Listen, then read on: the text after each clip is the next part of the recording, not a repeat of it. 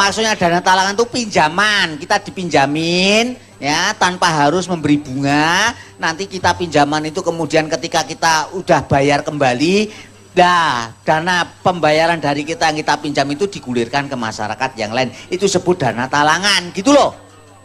Oh lah nggak tahu oleh. Tapi kalau saya itu lebih puas kalau kita bekerja itu dengan modal sendiri tanpa harus mencari hutangan. Karena namanya dana talangan itu pun namanya juga hutang, Le. Nah, terus idemu bagaimana? Gimana kalau seandainya ya, Le, seandainya saya punya modal kita patungan. Lek Karyo sama saya patungan, Lek Karyo 50%, saya 50%, berapa harga sapi kita beli sapi satu, kita pelihara bareng. Wah! Cocok itu, Le. Cocok. Nah sekarang itu bibit sapi itu kurang lebih harganya kalau nggak salah itu sekitar 5 juta. Nah 2,5 juta. Saya 2,5, Lek Karyo 2,5, ya kan? Nah kita pelihara. Ah tapi begini, gimana? Nah, karena yang memelihara 2 orang dibagi tugas. Nah ya kan? Supaya jelas pekerjaannya. Bagi tugas gimana? Nah tugasnya misalnya kamu bisa cari rumput gak? Saya nggak bisa, Le. Cari rumput saya nggak bisa. Nah kalau nggak bisa berarti yang nyari rumput saya. Betul, berarti kamu bagian yang tidak nyari rumput. Apa? Kamu yang bagian buangin kotorannya.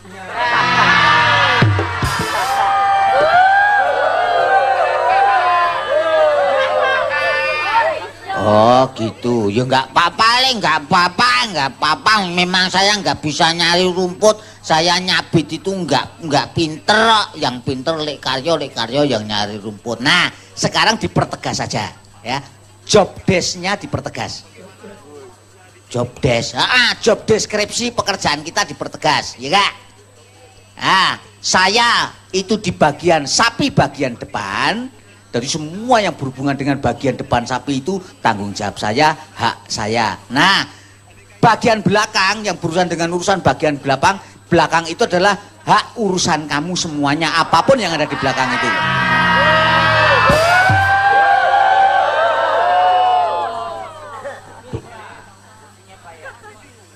Jadi saya bagian kotoran terus. Ah iya, pokoknya semua yang keluar dari situ tuh hakmu, milikmu. Wah ya enak, kamu bersih terus, saya kotor terus. Ah gimana kalau kamu yang nyabit, yang nyari rumput, kamu yang bagian depan? Nggak bisa, ya udah kamu harus nerima itu. Oh ya udah nggak. Oh ya enggak udah apa-apa. Pokoknya yang semua yang keluar dari belakang hak saya. Ah iya.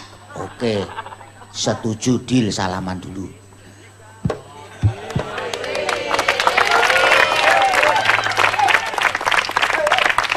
Berarti begini, Lek. Gimana? Berarti nanti kalau sapi itu beranak itu menjadi hak saya. Kalau nanti sapi beranak itu menjadi milik saya. Katanya tadi semua yang keluar dari belakang menjadi hak saya. Ah ya nggak bisa. Nanti kalau sapi beranak ya kita bagi berdua. Nggak bisa, kamu nggak konsisten namanya. Kamu tadi suka bagi sendiri bagian depan semuanya urusan itu urusanmu. Yang bagian belakang apapun yang keluar dari sana itu bagianku. Nggak ada sapi bersin keluar anak itu nggak ada. Pasti sapi beranak lewat belakang lah, itu hak saya, Le. Kamu nggak boleh minta, tadi sudah diputusin. Ya nggak bisa, hasilnya sapi itu masa beranak saya nggak boleh. Terus kemudian hasil saya apa? Kamu namanya mau curang-curangan. Aku nggak curang-curangan kan, saya cuma ngikutin apa yang menjadi perjanjian kita, ya gak? Pasalnya sudah jelas, Lek Karyo sendiri yang membuat. Kalau Lek Karyo kemudian memprotes itu berarti Lek Karyo yang tidak konsisten. Ayo, gimana? Nggak bisa. Kalau begitu namanya kamu akal-akalan. Kamu mau membohongi saya. Saya tidak terima. Loh, kalau memang tidak terima mau apa? Loh, berarti kamu memang mau menyengsarakan saya begitu. Kalau memang kamu menyengsarakan saya, ibaratnya kamu menginjak nasib saya. Kalau begitu saya akan menghajar kamu. Rasakan hajaran dari saya.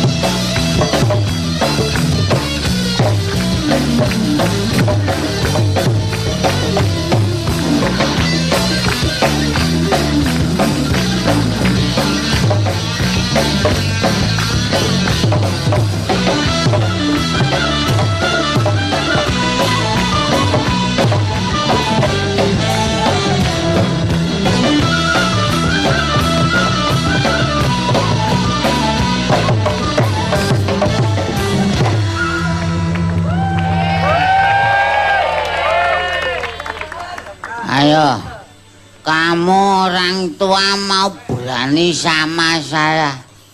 Kalau memang kamu sakti mandraguna, bangun. Berdiri. Hadapi kampret. Ini.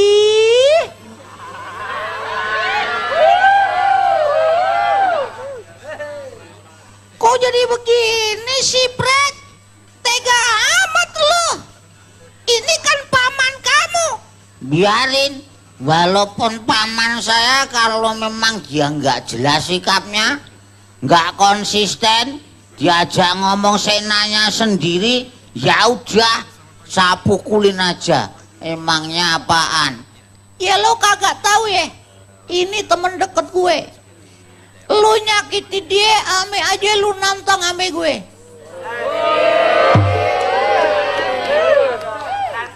Tahu kagak lo? Lo minta maaf kagak sama dia? Enggak sudi wong dia yang salah, saya suruh minta maaf. Berarti lu nantang ame gue. Pancen kalau memang kamu itu mau berani sama kampret, kampret juga enggak takut. Ya ini banyak ngomong, ini anak dirasain. Nah lo, rasain lo. Emang lu aja yang bisa bikin orang kelengar. Bangun deh lu.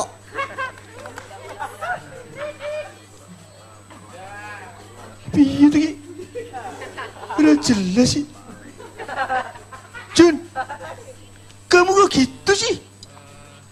Kamu kok main hakim kayak begitu? Ih, siapa yang main hakim? Pakai baju hakim aja kagak. Ini kamu mukul kampret sampai seperti ini, berarti kamu sudah melakukan main hakim sendiri, melakukan tindak kekerasan. Ini sudah gak benar. Ntar bisa saya laporin kepada yang berwajib. Ih, lu mau belain kampret jangan dirasain. Ayo, siapa lagi yang mau belain kampret? Siapa lagi? Ayo.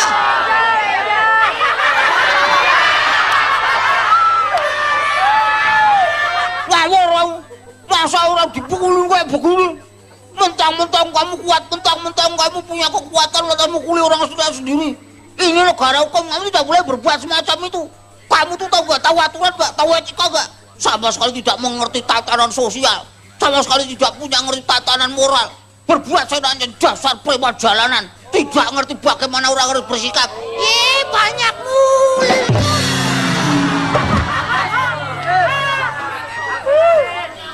Ayo, siapa lagi? Yang mau maju siapa lagi? Siapa lagi?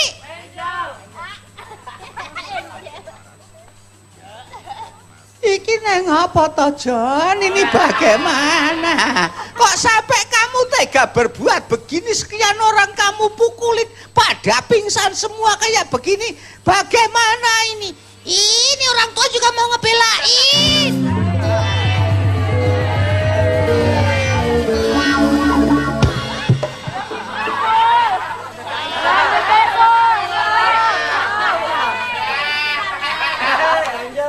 Kok dia tidur sendiri? pakai terbak lagi. Nggak diapa-apain. Gimana nih orang? Astagfirullahaladzim. Masya Allah. John, kamu itu gimana kok bersikap kayak begitu? Itu sudah nggak bener. Ilo orang tua mau apa?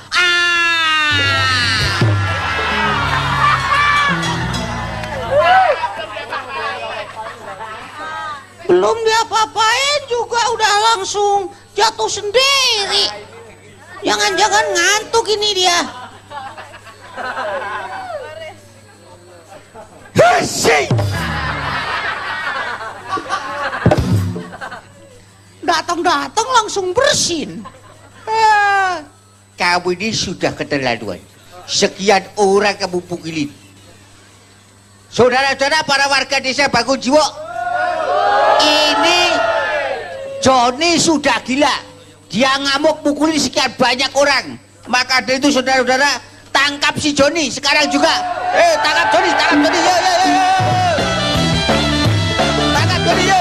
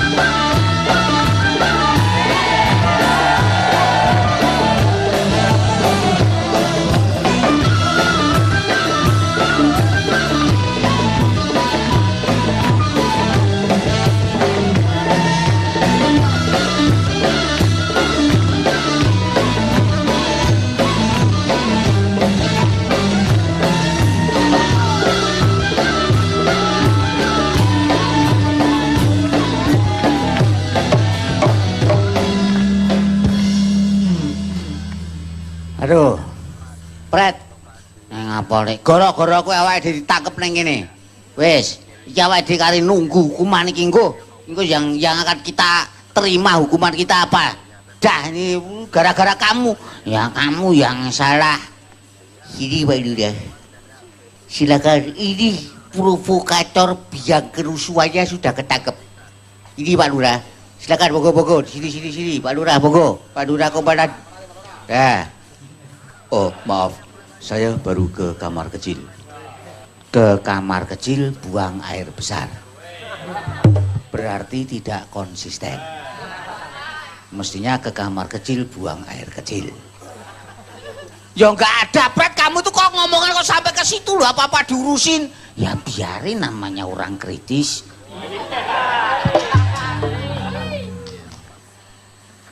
Ya ini yang menjadi biang keladi dari kerusuhan tadi di desa Bangunjiwo.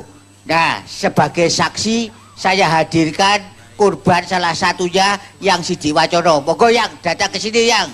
Baik, terima kasih. Mohon maaf Pak Lurah. Saya tadi sebenarnya mau melerai.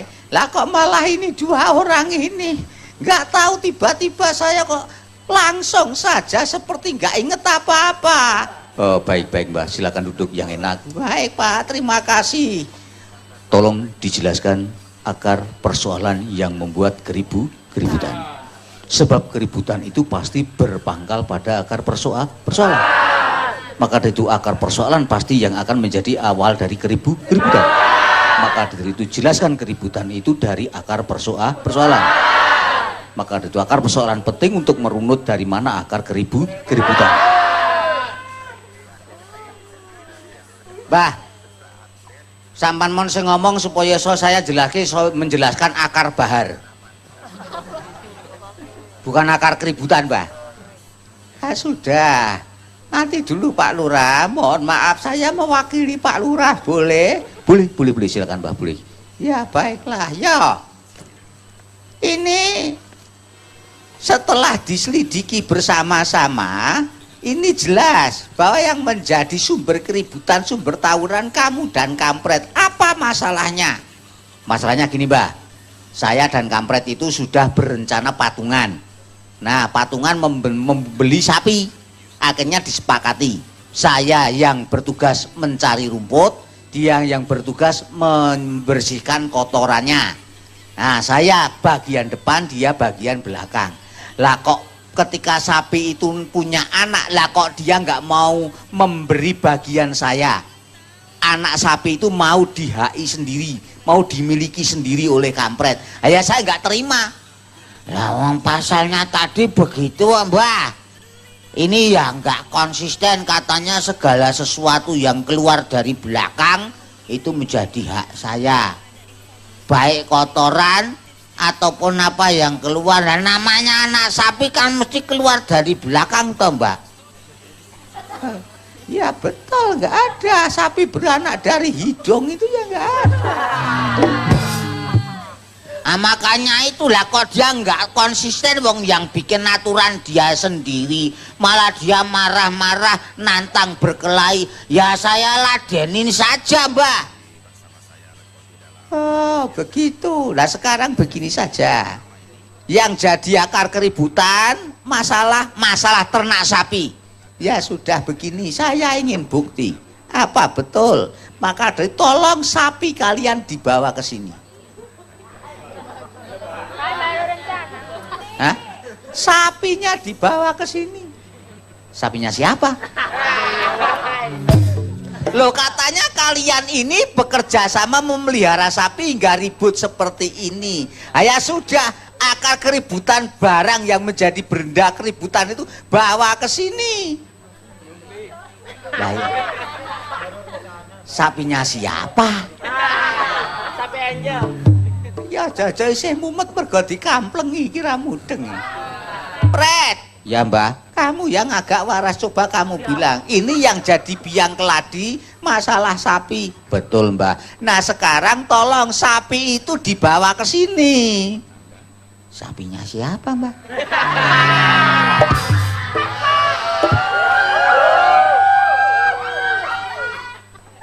Simbahane ngawur banget iki. Oh, nggak ada sapi kok disuruh bawa ke sini, mang sapi tetangga saya bawa ke sini. Loh enggak, kalian tadi ribut masalah sapi. Betul. Sampai berkelahi sama Karyo sehingga memicu kerusuhan massal para warga masalah sapi kan? Betul. Lah sekarang sapinya mana?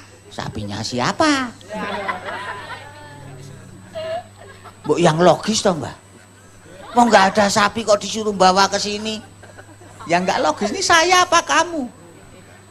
Lah, yang nggak logis sampean, mau saya nggak punya sapi kok disuruh bawa sapi. Sudah. Ini yang jelas kalian berdua ini sama-sama tidak jelas. Itu baru rencana. Artinya sampean itu hanya bermimpi. Nah, dalam hal ini sebenarnya sampean ini berkelahi hanya berebut mimpi yang tidak jelas. Inilah seperti kondisi yang dialami bangsa kita. Banyak mereka dari kita itu berkelahi merebut mimpi yang tidak jelas, yang tidak pasti. Ini yang harus kita sadari.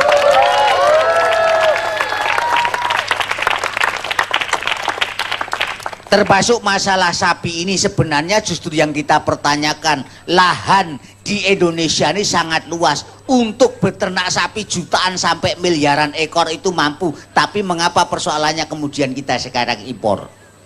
Nah, ini pasti ada sesuatu di balik itu yang boleh dikatakan sebuah permainan. Ini yang harus kita sadari bersama. Sehingga petani kita akan seperti dipasung. Nah, dipasung supaya mereka tidak bisa bergerak, tidak bisa memenuhi kebutuhan kuota daging di negeri sendiri. Akhirnya ini menjadi peluang permainan bagi mereka yang bermain di ekspor impor sapi. Nah, ini Pak Karyo. Tiwasaku tak rewangi kerengan. Jadi aku tadi mimpi toh. Mimpi, maka dari itu sekarang kita semua harus hati-hati. Jangan sampai bangsa ini sangat mudah dibohongi, sangat mudah terjebak pada mimpi-mimpi. Mari kita semua bangun, mari kita semua sadar sesadar-sadarnya membangun bangsa dan negara.